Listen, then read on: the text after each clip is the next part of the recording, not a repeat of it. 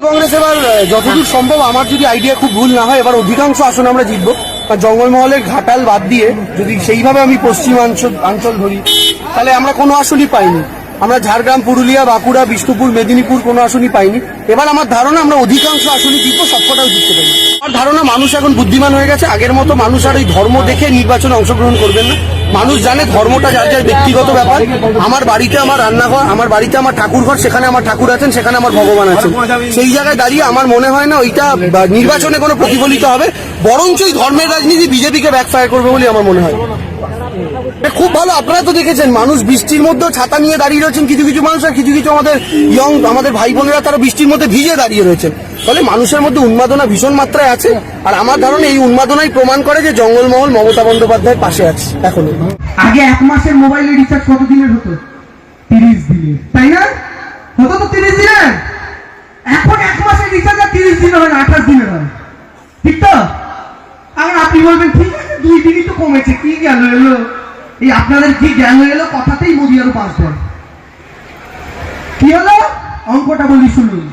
এক মাসে 2 দিন কমলো কিন্তু পয়সা তো একই রইল তো।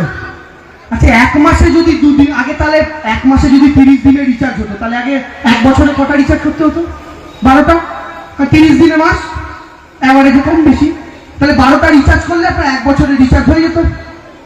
মোদিজি যেই 28 দিন করে দিল ফোনের সিমের রিচার্জ গুলো, প্রত্যেক মাসে কদিন করে কমলো? 30 থেকে 28 বাদ দিলে 2 দিন। কটা মাস হয় বছরে? 12টা। প্রতি মাসে 2 দিন করে কমলে 12 দুগুণে 24, বছরে একটা এক্সট্রা 24 দিন বেরোলো। এই 24 দিনে রিচার্জ করার জন্য আপনাকে আরো এক মাসের রিচার্জ করতে হচ্ছে। তাহলে এক বছর আগে 12টা রিচার্জ করতেন, এখন 28 দিন করে দেওয়ার জন্য 13টা রিচার্জ করতে হয়। এটাকে চুরি বলে মায়েরা, এটাকে চুরি বলে। এখন আপনি বলবেন মোদির কি লাভ? এই যে জিও সিম ব্যবহার করে, এই জিওর মালিক কে? আম্বানি। আম্বানিকে মোদির বন্ধু।